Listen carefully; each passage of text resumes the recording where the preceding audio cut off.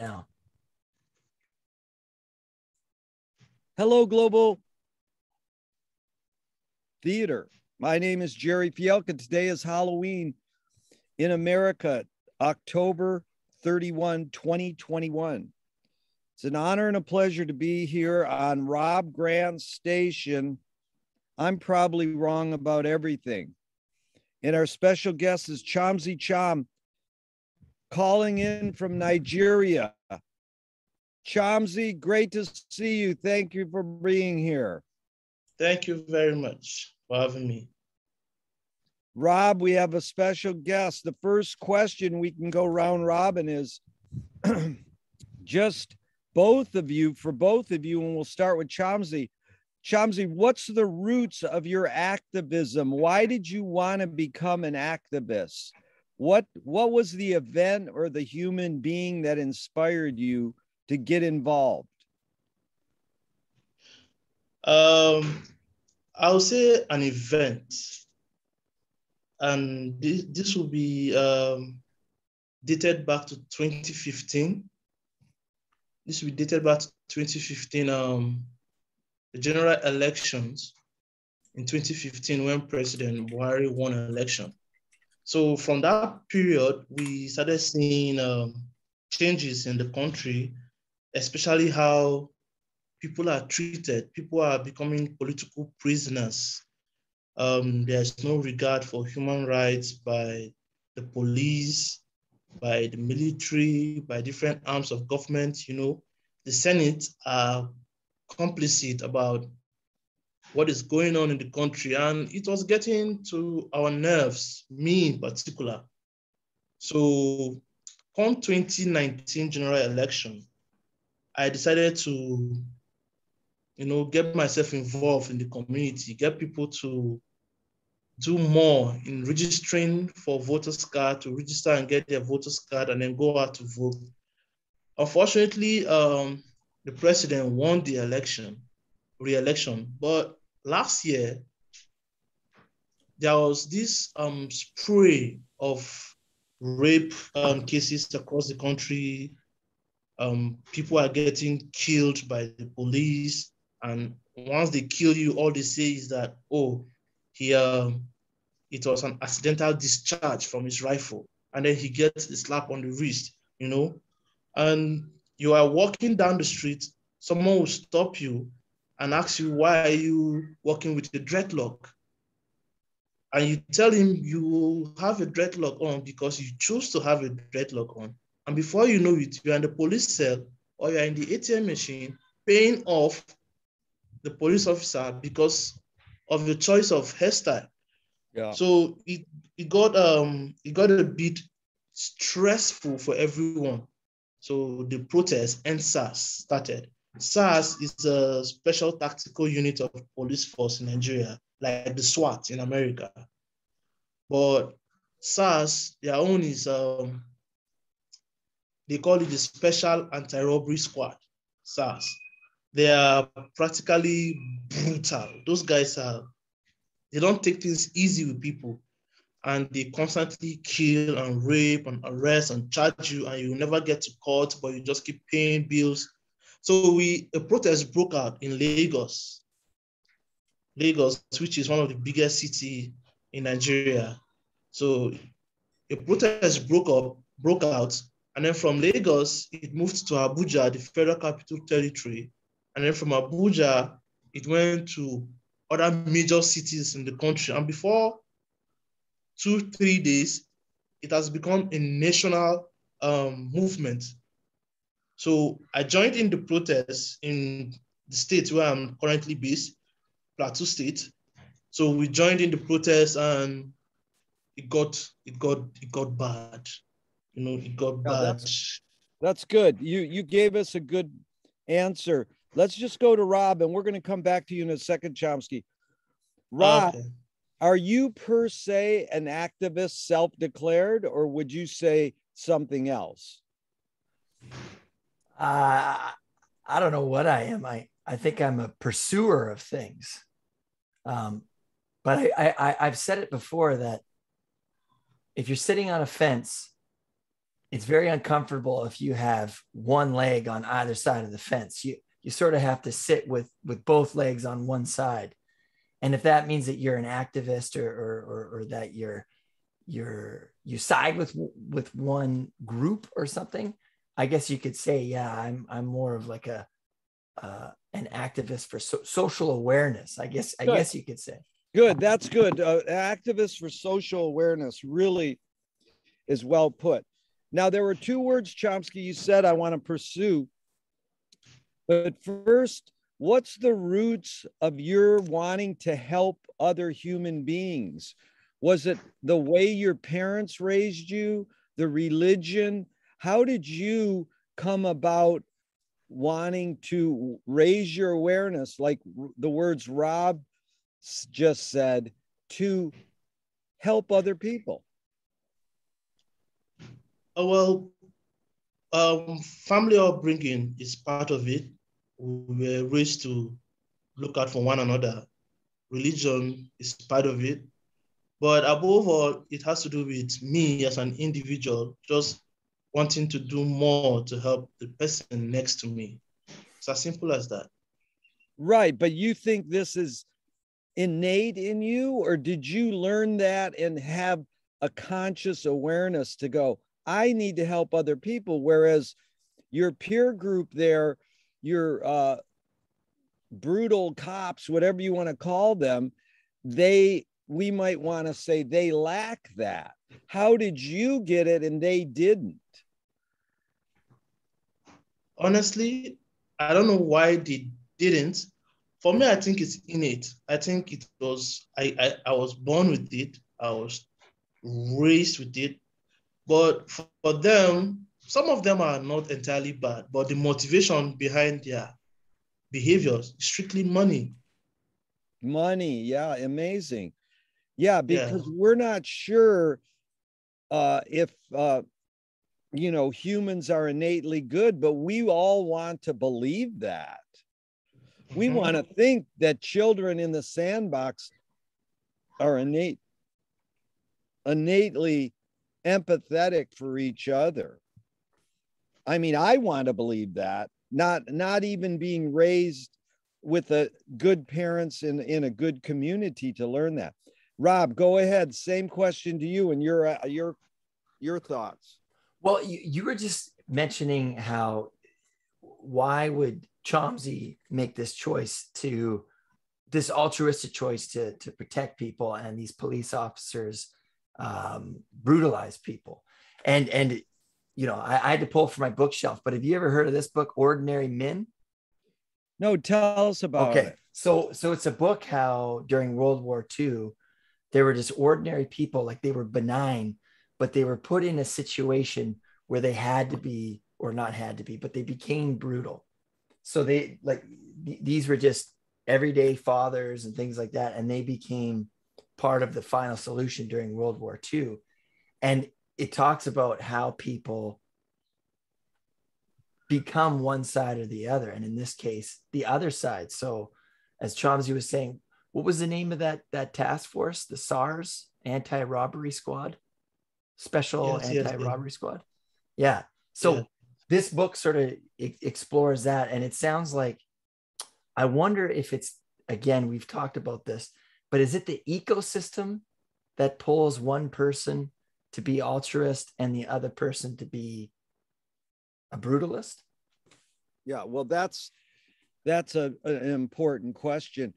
That's what's most important for us to do today, is invent new questions and new metaphors, right? And not rely on our stock lines that we as a threesome know that we probably have similar values and similar morals and similar ethics. And Chomsky, back in your court, I would love for you to tell us what you brought up, the word human rights. Whoops. We just lost him. So hold on one sec. Trying to fix it. Sorry, the network cut me off. So Chomsky, the question was, you brought up the word human rights. What's basically your feelings on the difference between rights and responsibilities? I think when we talk about rights, it's something that is basically a necessity that everyone should have, something that it's not bought or given. It's you were born with it. You have the right to live and do things your own way. As for responsibility, not everyone is responsible for everything or for anyone. You are most responsible for yourself. But as human beings, it is expected, traditionally, religiously, and personally to be responsible next to you. Go ahead, say it again, Chom. Okay, so I'm saying responsibility is not something that is a necessity to everyone. Not everyone is responsible for anything. Some people just want to live their life without being responsible for someone or for something. But it is always right that you look at the next person sitting next to you and you say, okay, I am responsible for making this person grow up in this certain way or live his life in a certain way. But it is not necessary to do it. So I won't put responsibility and human rights in the same sentence or in the same phrase. They are two different things. Really good. Let's hear Rob. What do you think, basically, Rob, is the difference between rights and responsibilities? This is honestly one that I struggle with finding that meridian between which one is which and which one is the other. I mean, it seems to me that there's always a blending of the two, but yeah, a right to me is like something that is innate, something that you should have. So like a right to safety, you have a right not to be harmed. And then a responsibility is something maybe more invented, say like you have a car, it's your responsibility to take care of it. So responsibility, kind of like what Chomzy's saying, is like, that's what I have to take care of. And a right, that's what we all have to take care of. So a right to safety, and then a responsibility is I'm responsible for taking care of my house, kind of thing. Beautiful. And Chomsky, what's the difference between rebellion and revolution?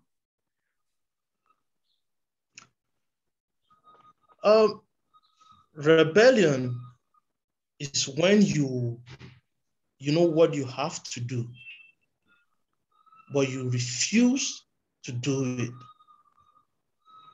That is rebellion.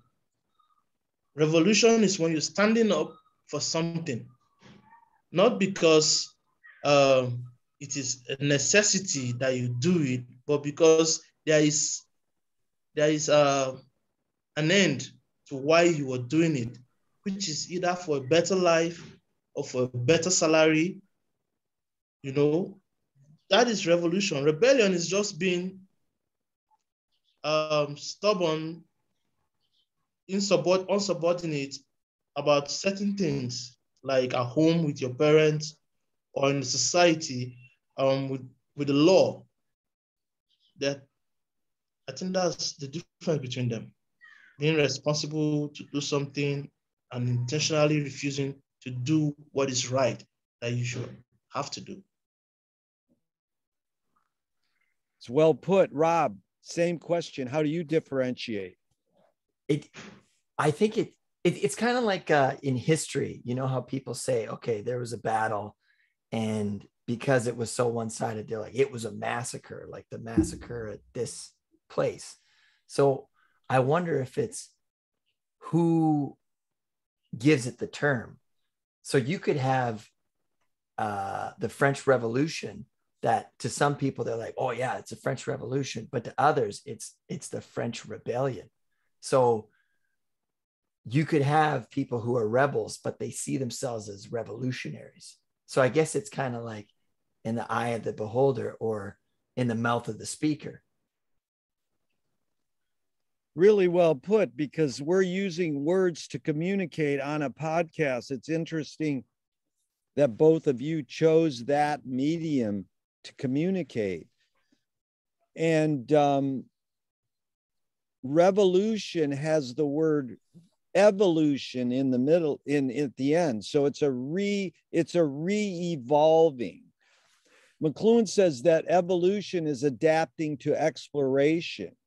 So I'm curious, Chomsky, why you chose the tool of podcasting, and just tell us the history. When did you start your podcast, and why you started it, and why you chose that tool, the podcast, to explore?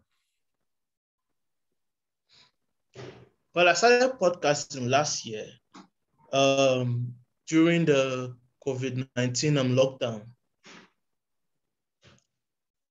Everywhere was just empty. You can't go out, you can't do anything. So we are just locked inside the house.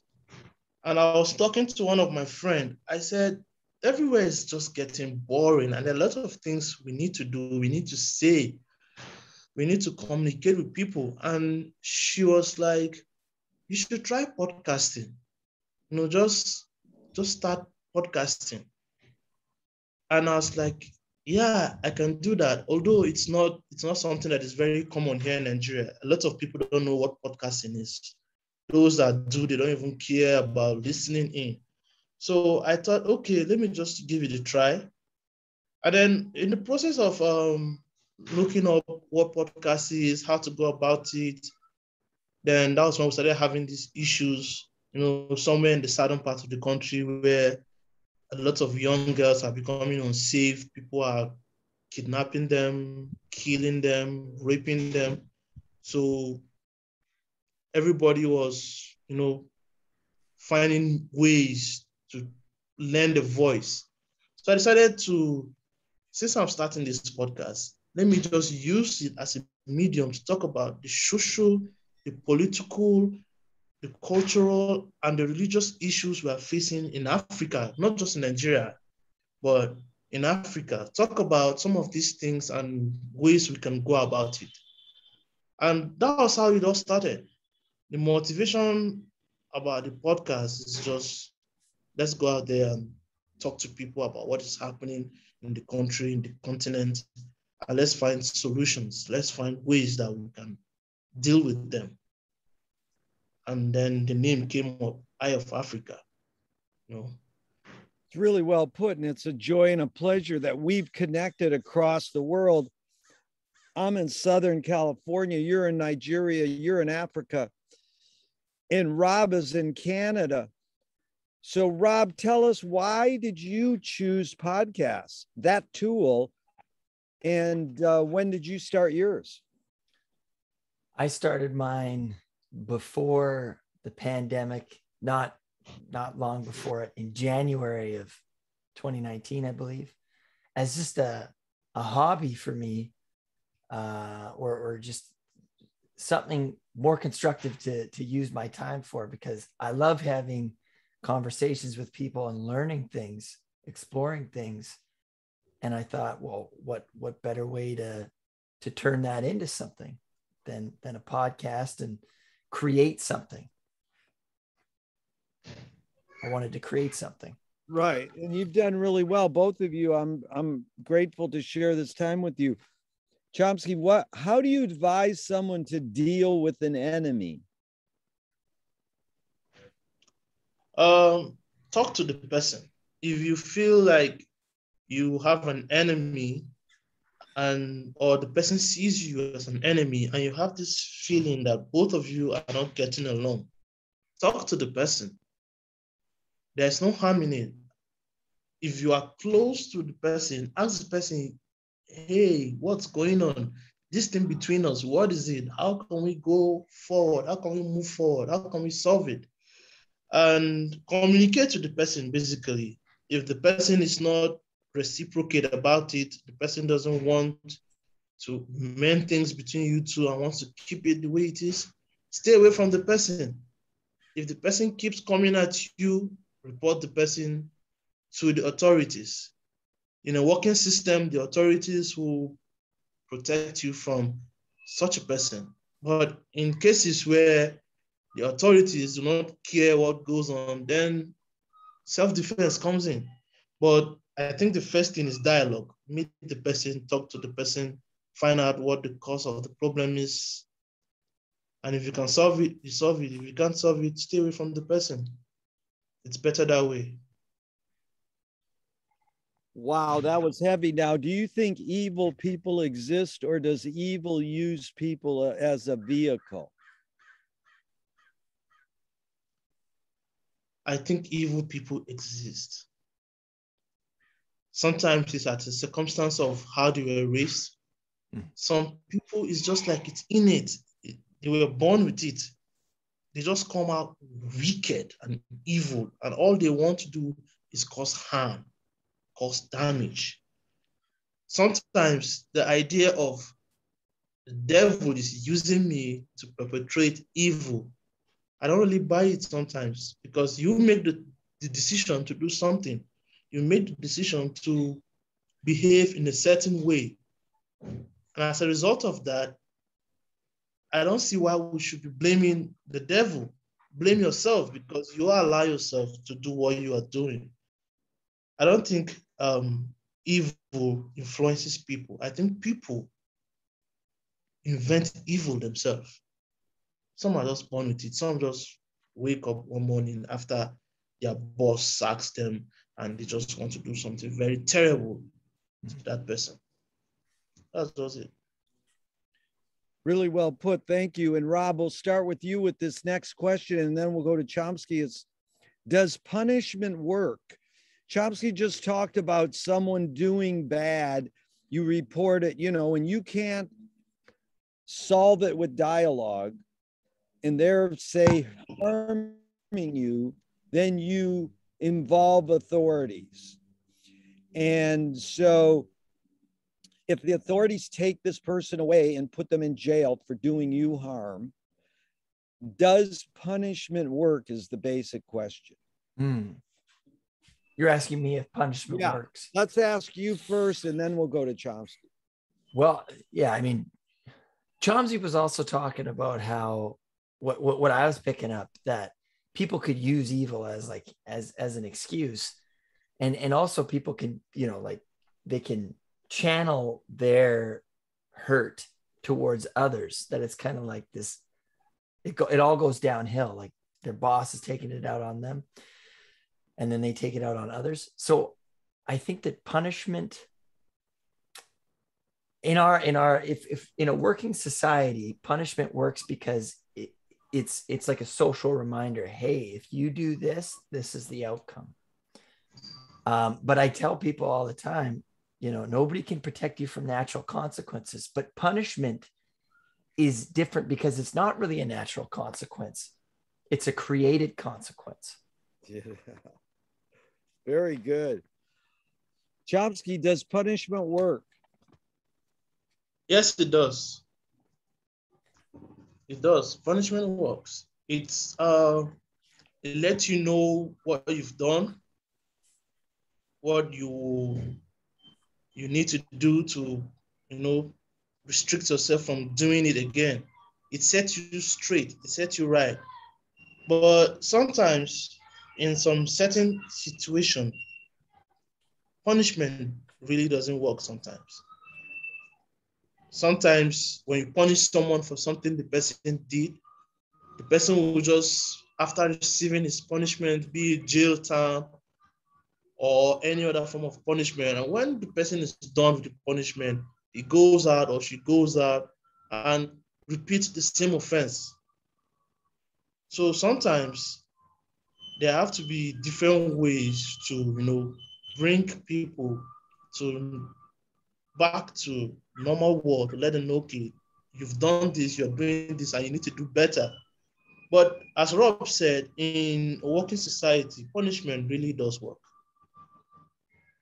Very interesting. Rob, did you want to add something? Well, as Chomsky was speaking, he made me think about that I'm hearing that there's kind of two big forms of created punishment.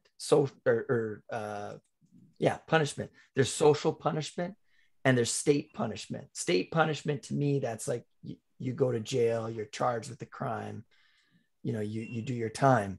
But social punishment is when you're ostracized from the group. And one thing that we're seeing a lot in our culture, at least, or what I feel like we're seeing a lot of, is cancel culture. And cancel culture, is that a form of social punishment? And then, so yeah, that's what I'm seeing, is that there's social punishment and there's state punishment. Do you guys agree with that? Yeah, or is no, that... I understand it because it sussed it out, because my tendency is to believe that punishment does not work. But what you both enlightened me with was that it's both. It works and it doesn't work.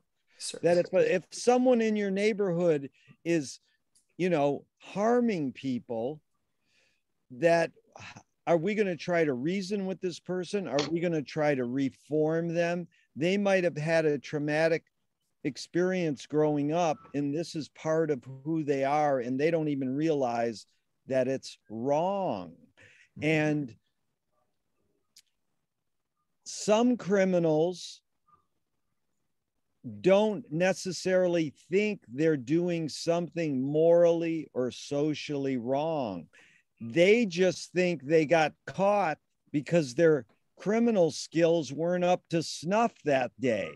So they weren't being the best criminal that they could be. They don't define it as criminal. They just define it as who they are and what they're doing. They live with blinders on, and everybody has what's called a reality tunnel. We believe, us three believe that helping other people is the right thing. But all of us have failed at some point in our life and haven't done the exact perfect right thing. So then it's, how did our peer group cope with that? Or how did our government or our peer, like the social or the differentiation you made, Rob, was good. So, it's a struggle in how we blend the two, because trying to reform someone is the same thing. If you put them in jail and try to educate them to be a better human, you may not be able to reach them. And they may be destined to keep repeating the crime, even if they get out after 20 or 30 years. So, some societies don't treat drug addicts as criminals. They treat them that, hey, this person has an illness or a sickness or a disease, and we need to help them.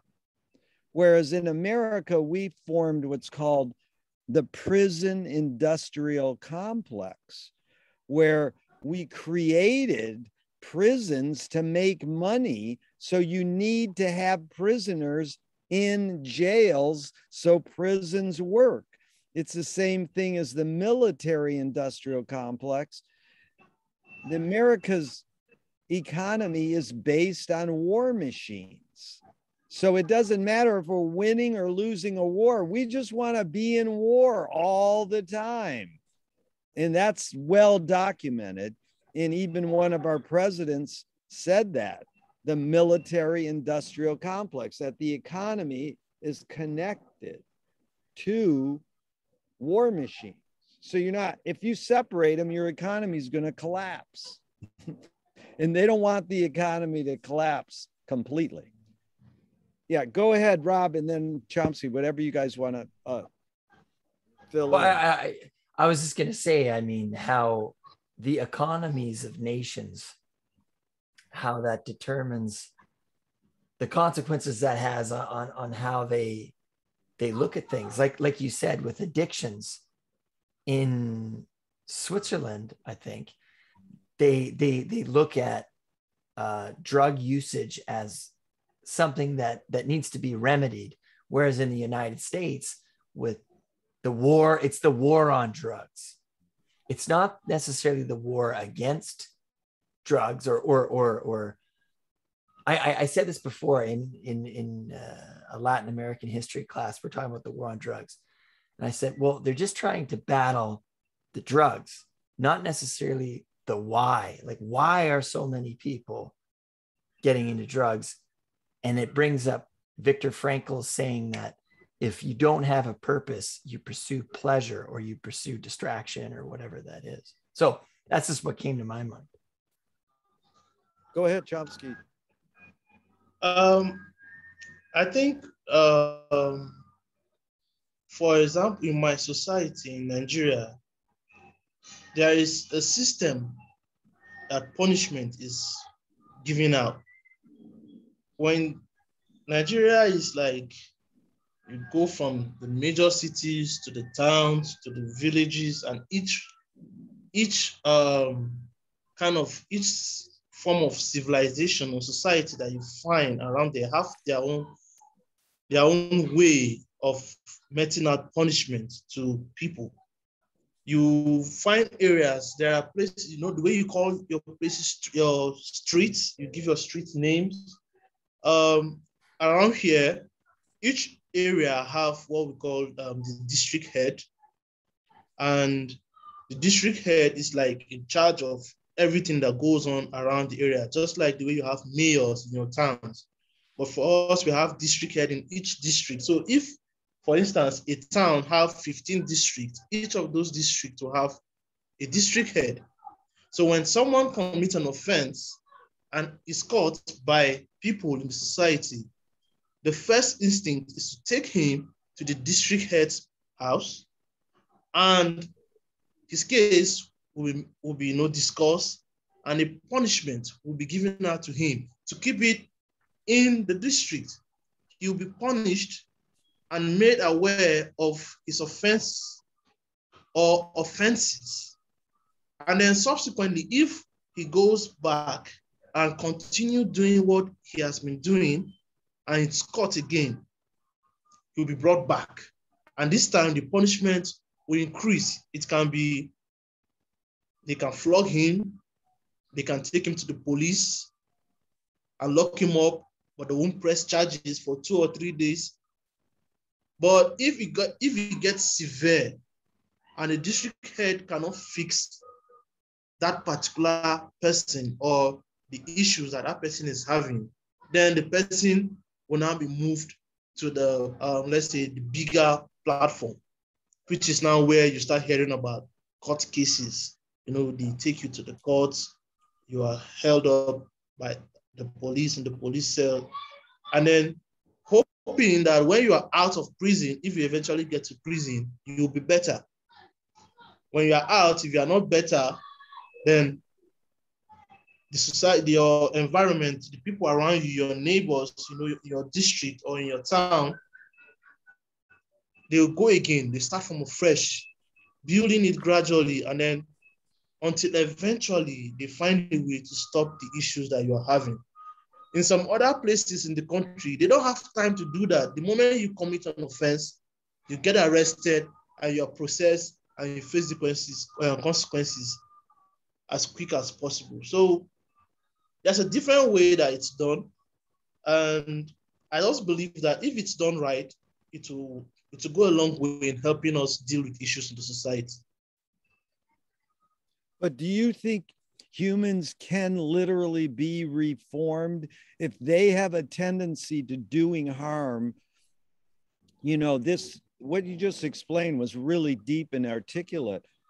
And well, it's 2 questions. Do you think humans can really be reformed? And how does the community learn of the progress on someone doing that? Radio, word of mouth, internet, newspapers? How does it become known in the community? Well, first of all, a person can be reformed, but a person can only be reformed if the person wants to be reformed. If you want, for instance, if I am doing something wrong regularly and people in my community, starting from my family. I've been doing a lot of things to try and get me to be a better person. At the end of the day, I can be a better person only when I decide to be a better person. And as for the society monitoring the progress of an individual, in my country here in Nigeria, it's not a mind your business kind of thing. Unlike in most developed places like in the US, lots of people just stay in your lane. Everyone is stay in your lane, stay in your lane. You respect yourself. But here, everyone is up in everybody's business. Your neighbors have, basically almost the same right as the parents. When they see their neighbor's child doing something wrong, they instantly set him right there. They don't just look at you and they go their separate ways. So the community is constantly engaging between themselves. Nothing is going to be kept away from them. Starting from the district head house, every day they will come to your house and then they will check on you and see how you're doing. And then before you know it, he will tell the person next to him and he will go on and he will discuss it. And in 2 days time, everyone in the area knows what's up. And if you're in the police cell, they will keep going there. Your parents, they will keep going there to check on you, and the neighbors and those in the communities will keep coming to your parents' house to check on you and how you're doing. But if you are too much of a menace in the society, honestly, nobody really cares. Once you have been arrested and taken away, everybody just leaves you to just face, your consequences, or the punishment rather of what you've done. Well put. And Rob, do you think it's literally possible to reform people? My gut reaction is to say yes, but then it raises the question. I mean, who determines what reform is? Like, it sounds like you could have two completely different standards, right? Like, I lived in a community. I'm just creating an example here. I lived in a community where I had to steal in order to eat bread. I mean, we think about Les Mis as a popular example of a guy who broke a law to feed his starving family, but he was punished the same as, he broke a law. So I guess that begs the question. I mean, there's an environmental component here that you can't not look at this question without considering the environment of who in question is to be reformed or to not be reformed. Yeah. Well put. Chomzy, what does courage mean to you now? Well, that's basically what my name means, courage. My name means courage. I think courage simply means your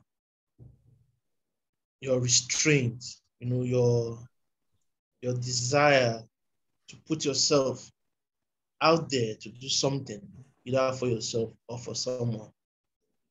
Just making up your mind to go out there and just do everything possible that you could for any cause. The moment you make up your mind that you want to do something and you go out to do it, that is courage for me. Yeah. Really well put, sir. Thank you. Rob, same question. What does courage mean to you now? I don't know if there's a better definition than what Chomzy put down there, but yeah, I think to me, courage is going against expectations that you don't want for yourself. So social expectations, like, oh, you're doing that, but that, whatever that is what you want to be doing. And you believe in that, even though it goes against, say, your expectations or the societal sort of expectation.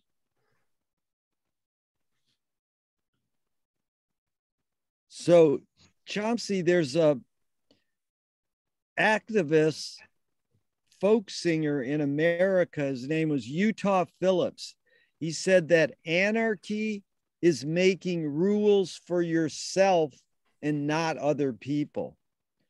Who's entitled to make the rules? Who should make the laws? Well, I think that is where we have different arms of legislation, across the country, starting from the local community down to the federal level. Everyone should be involved, actually, but we have to have a structure where the people that are put in charge of overseeing the development and the passing of legislation, that whatever they do, it has to reflect what everyone in the society or in the country, feel about certain things. But in real life, it doesn't really work that way. It doesn't really work that way. People just wake up in the morning, and because they're in a position of power to do it, they just do it. And that is what results to anarchy, as you said, making the rules for yourself. For example, in my country, a lot of the laws we have does not work for everyone. It doesn't fit in to solving a lot of problems we have, but it works perfectly for the top 1% who are right there at the top of the country. For example, there is this legislation, this law that we've been wanting them to pass, which is electronic voting, transmitting electronic voting results electronically. It's safer. You people in the US do it. A lot of countries do it. Your results, your elections results are much, much safer that way. There is no way for manipulating election results and stuff. But over here, we've been battling for years, and all they keep doing is they keep finding ways to bring new laws to make sure that we keep translating results manually. And when you translate results manually, they can be tampered with severely. So I think people make laws, but the laws have to reflect what everyone feel or believe it's going to solve. And it doesn't work that way for us, sadly, especially in Nigeria. It doesn't work that way. Thank you. That was well put. And Rob, same question, is Canada, the country you live in, a democracy? Do the people's vote determine the laws? And who do you think should be entitled to make the laws, Rob? Well, I mean, I wouldn't say I'm the best person for this question, but I'll give it a shot anyways. I think that laws are created to create as close to a working society. Doesn't mean it's perfect, but it's a working society. Because if certain laws didn't exist, there is this idea of Thomas Hobbes saying, life is nasty, brutish, and short, without laws, without parameters. And unfortunately, I'm of that ilk that if you're in an environment and it's stressful and it's dangerous, you'll do things in that environment for self-preservation tactics. It's not that you're a bad person, but you will protect yourself and you will protect your family. So, which it really does bring up this question that I was asking earlier. I mean, who now has more power? Is it the sort of the social punishment or the state punishment? I mean, it sounds like the social element has a role to play on responsibilities. So you're not doing your responsibility appropriately, whereas the state, it oversees the rights. And those are the consequences that they sort of met out or whatever. But it seems nowadays that there's a certain right think. I'm kind of bringing up a George Orwell's kind of like double think or whatever, but there's a right think. And you say these things and that's right speech. But then at the same time, it's like, it's important to challenge this. But if we feel like it can't be challenged, then who's making that movement? And I don't think it's an individual. I think it's almost a mob, or not, excuse me, not a mob. That's a loaded. It's a collection. But the problem with collections is that they don't take into account the individual. It's just kind of like, okay, this is what we need to do to make this move along. But the reality is that in every sort of, we talk a lot about tribalism these days. And I think about it this way. I'm a big Philadelphia Eagles fan. We have a big rivalry with the Cowboys. So I can't like Cowboys fans. But the weird thing is that we both like football, that we have more in common. We have more that's similar than that we have that's dissimilar. Yet for whatever reason, I'm told I can't like you.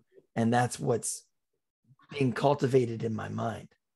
So I guess I have not answered that question.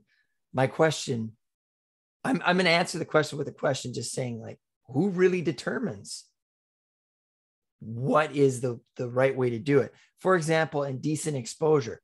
Well, we know that in some cultures, like in Polynesia, there was a period in time when there's still even communities today that don't fully cover themselves, and that's normal. Yet in our society and in other societies, they say, well, that's indecent exposure. So who really says what is right? I guess is kind of what I'm asking. Yeah, it's a good question, because they tried to put permit parking in my town of Venice, California, and it's a beach town, and all the tourists come in and they don't want to park on the street and pay because there's free parking spots there. And it was really, the reason they wanted to create permit parking was to get rid of people who were living in their cars. Now, they weren't addressing the question. They were like, oh no, we have to raise funds. And, they totally skewed the real reason. Right. And I said, what really is existing here is, if you create a law, you create the opportunity to break the law. So don't you want to create a society where we're seeking out solutions? And as you know, Rob, I've repeated this often from the great French artist Marcel Duchamp. There is no solution because there is no problem. Mm-hmm. And now that sounds mamby-pamby, and it sounds like you're not facing up to the real situation. But I think it was Einstein said, within every problem is the solution. So we can go deeper and try to figure out, why do we need laws, and who's going to create them, and then who's going to enforce them? Because we know there's another thing with laws. It's called selective enforcement. Like Chomsky's saying, gentleman walks down the street and he has a certain haircut, they're going to bust him and not the guy who doesn't have that haircut. So where's the consistency in the real basis of the law? It's a visual bias on hairstyles, and it's happened throughout the history of humans. So Rob, you touched on this one earlier, and I think we could go into it for a second. And great socialist in America, John Basil Barnhill, said, where the people fear the government, you have tyranny. Where the government fears the people, you have liberty.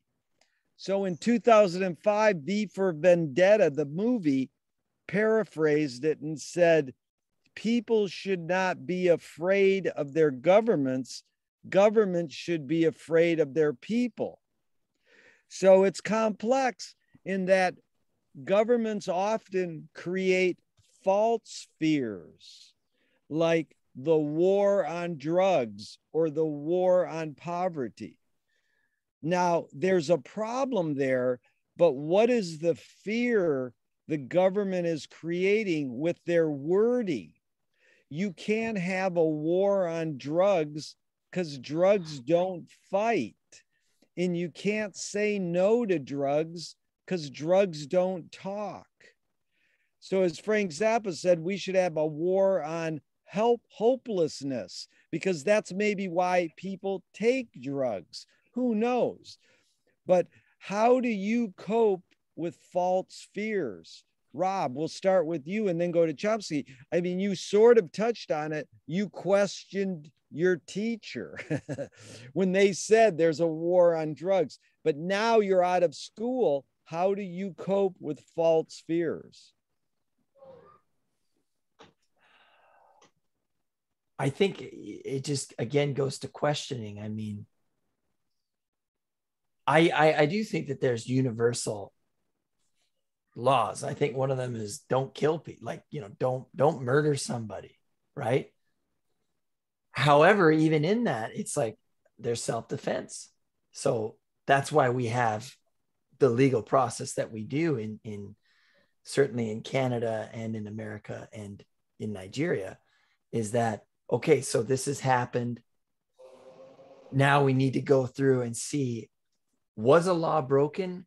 Or Soren Kierkegaard talked about it, fear and trembling, saying that laws are put in place to create a more cohesive working society. I've kind of linked to this before, but sometimes laws need to be broken for a greater purpose. So for example, if my wife is in labor and she's got to get to the hospital, and I'm looking both ways, and I'm at a red light and I'm looking both ways, there's no cars, it's safe to do so, I'm going to go through that intersection if I have to, right? But I'm going to do it through fear and trembling.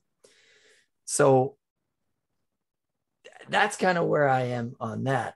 Where, in terms of false fears, it parallels this in the sense of, okay, but why? Why is this what we're doing? Is that the complete truth? Or are things being omitted to conveniently make something seem more able to get behind? Like, for example, the war on drugs, like these people are criminal addicts. And it's like, yeah, they are. Let's totally get behind that. Or these people are anti-maskers. They're totally against the status quo, you know, Okay, but why don't we try to do case studies? Instead of trying to converse with the mob, let's converse with the individual. And I'm sorry I keep using mob, but instead of trying to like talk to the group with the group think, because you'll never get anywhere, try to talk to the individual. And I think that's how I deal with the faulty spheres. That's my roundabout way. Sorry. That was good. Chomzy, yeah. How do you deal with false fears that your government or your newspapers bestow upon your community? Enlightenment. You just have to enlighten yourself about those issues. When you're enlightened about the issues that they put in front of you as problems that needs fighting against or solving, take your time, study it, find out more, get more information about it. And from there, you can, decide how to go ahead with it. For example, me personally, I don't really buy in anything the government says anymore. I don't. For instance, during the NSAS movement last year, they came up and they said, oh, the youth are causing our economy to go down the drain. We are losing money. The youth are protesting. Protesting is against the law, and they keep telling people to find a way to tell parents, to tell their children to not go out to protest, to tell policemen to beat down on protesters. And a lot of people, when they keep hearing this on the news, they get scared and they don't want to go out. Mm-hmm. But when you know what protesting is all about, and you know that in the constitution of the country, it is your right to protest, you shouldn't be afraid of going to protest, because at the end of the day, when someone, for example, a police officer, come at you while you are out there protesting, you can sue that police officer and you can get justice for what he has done.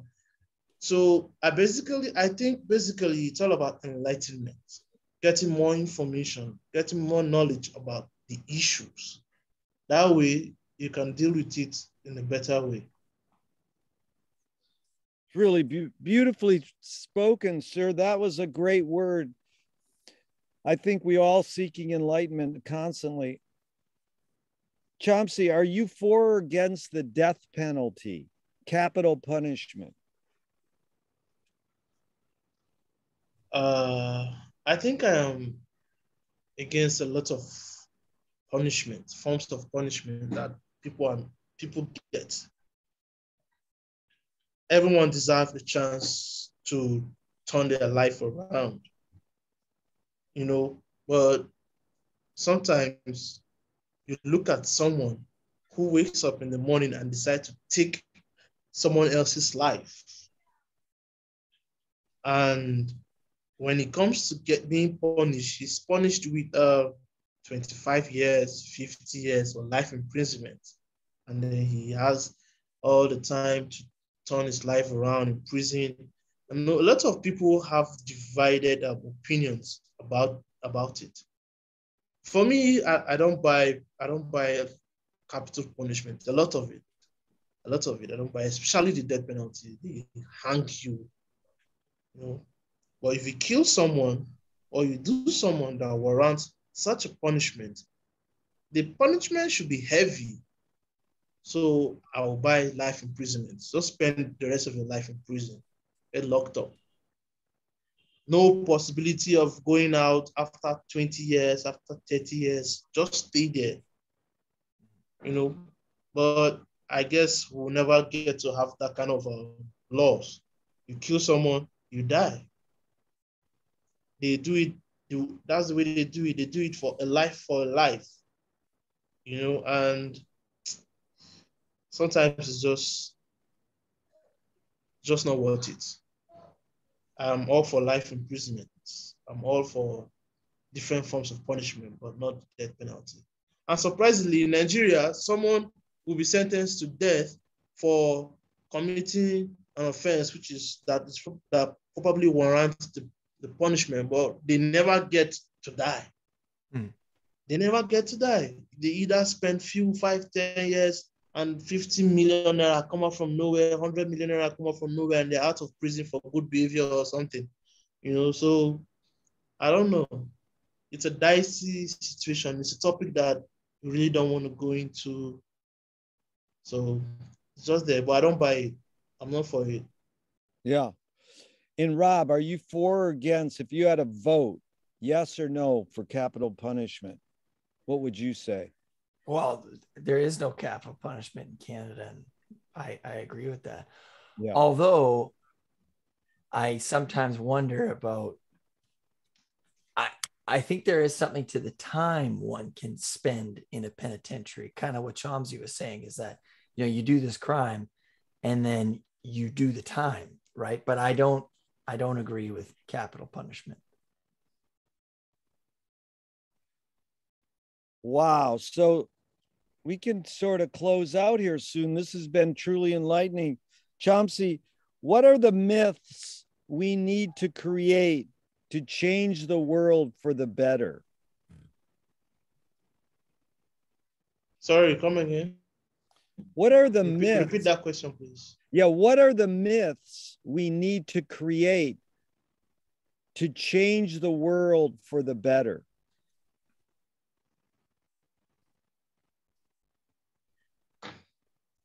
Wow. Well, I don't know.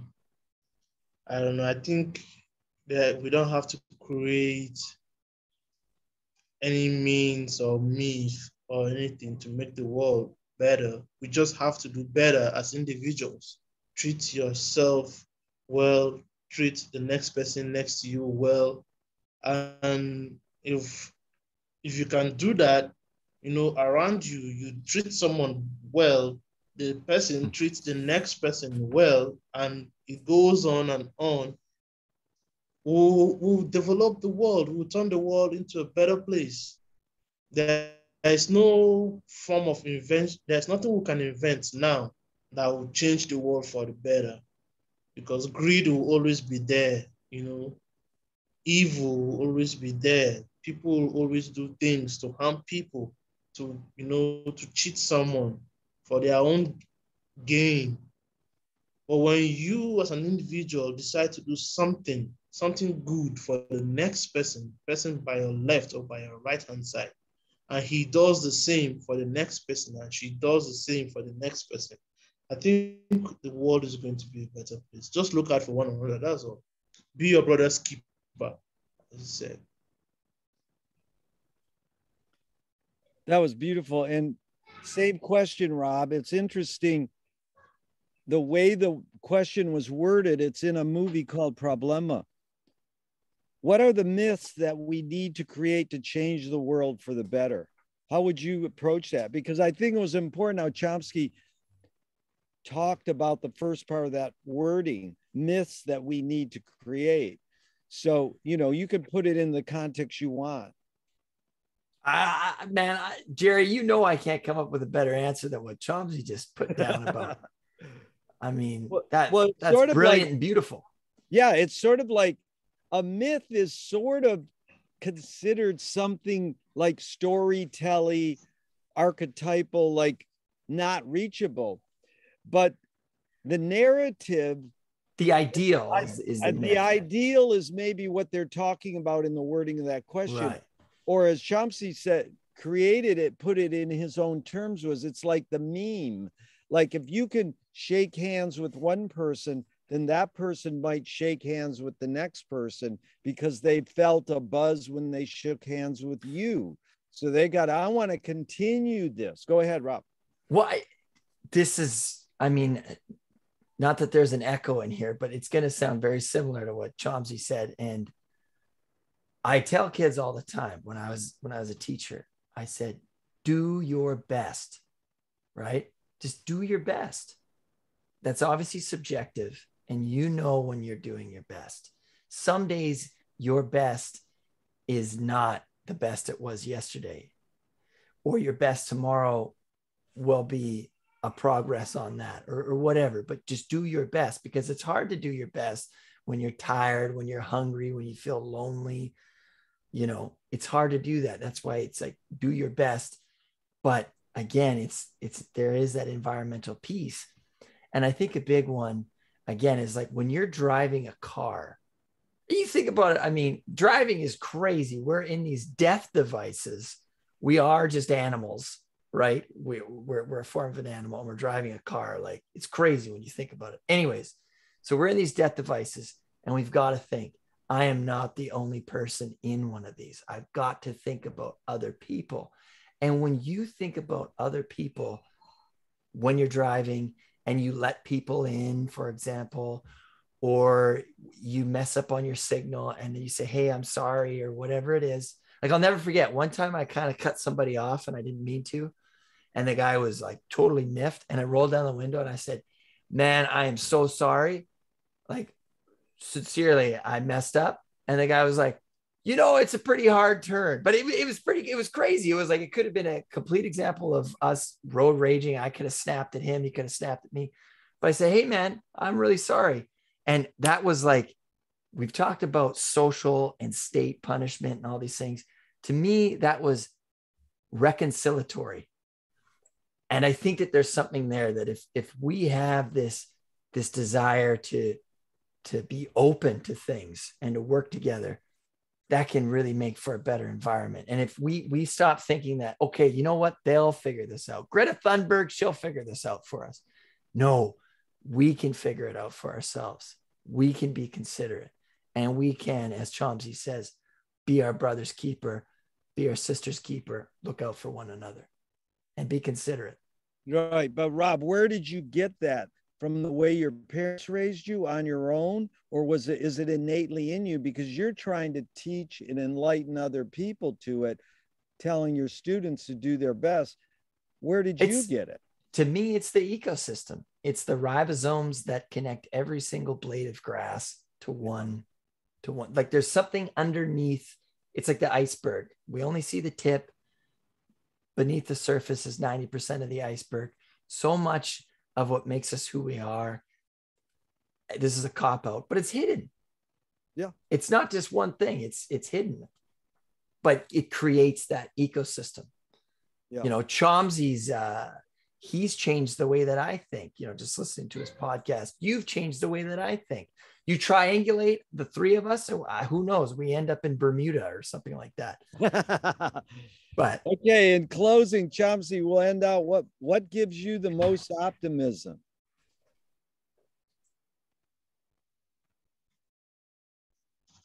Sorry, come again.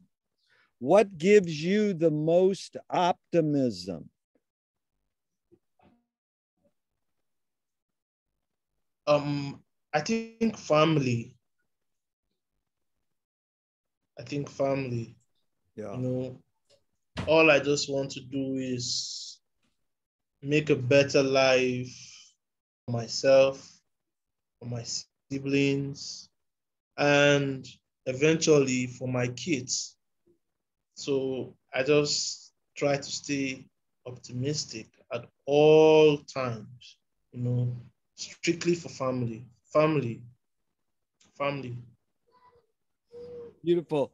That was great. Just as I asked you, Rob's wife walked in. he's like, turn that camera so you can't see me. Yeah. So, Rob, same thing. What gives you the most optimism? And if you have any closing comments or questions, you know, let us know. I honestly think that these kind of things give me a lot of optimism. I mean, we're getting away from the group think. Not that I'm saying that that's bad or good or whatever, but I think that it's good to speak to individuals and to listen. Active listening, that gives me a lot of hope. Yeah. Really beautiful. Active listening. So both of you are my heroes. You do podcasts, you create eye contact and verbal exchange. I think that's a real effective way to make the world a better place. So thank you very much. Thank you. Thank you, Chomzy. Thank you. Thank you. Thank you, Rob. Thank you for making this happen. This has been a great experience, you know. Gradually, since I met you, it's been a good ride, learning new things, second things, and people. And today I met Gary. You know, it's really great. Thank you. Thank you. Maybe someday when I'm in California, I'll look for you guys. Definitely come over anytime. You're always welcome. Thank you, guys. Thank you.